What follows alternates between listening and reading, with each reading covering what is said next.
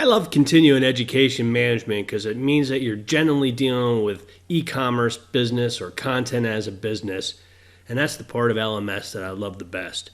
Continuing education management has a lot of flavors of complexity, like all features inside of learning management system. At its most basic, though, even basic LMSs have the concept of the awarding of points, just generic points for course completion. And when an administrator is setting up a particular course or object inside the LMS, they can say this is worth 1 point or 5 points.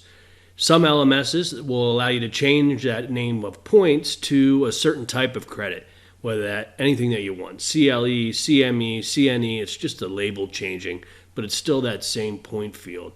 And like most basic features, it's a one-to-one relationship between successfully completing the course and then earning the points or credits for that course. All learners, no matter who they are, earn the same way at the same time. Either they earn it or they don't. They get 1 credit or they don't, type of thing. It's not variable in any way. There's also the concept of validity periods inside of basic continuing education management. So once you do earn a credit, how long is that credit good for? How long can you use it to use it effectively for the counting of your credits that you have to have in a given year or 2 years? That's called the validity period, and that's generally configurable. And once again, one configuration, one size fits all for everybody. Another basic feature of continuing education management is the administrative ability to upload a certificate template. So when you create something, you get the certificate you put on the wall, the 8 by 11 inch.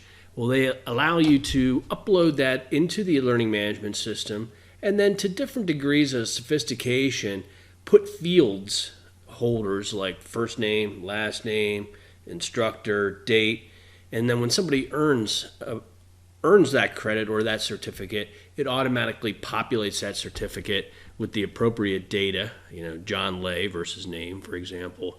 And then the learner can access that certificate, usually in their transcript or from their homepage, so they can download proof of that continuing education. They can submit to whatever the accreditation body is that they belong to from a professional basis. And digital certificates are the next increased layer of that. So everybody has paper certificate concept.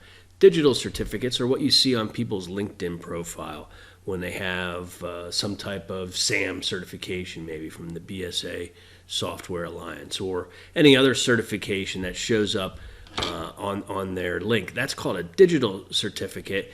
And what that is it's not just a graphic, it's actually a badge that has your specific completion data. When you click on it, it'll have all that information of who you are, when you took it, where you took it, what date, whether you passed, what information is included on that is variable. But that's called a digital certificate, and they're even better because they're portable.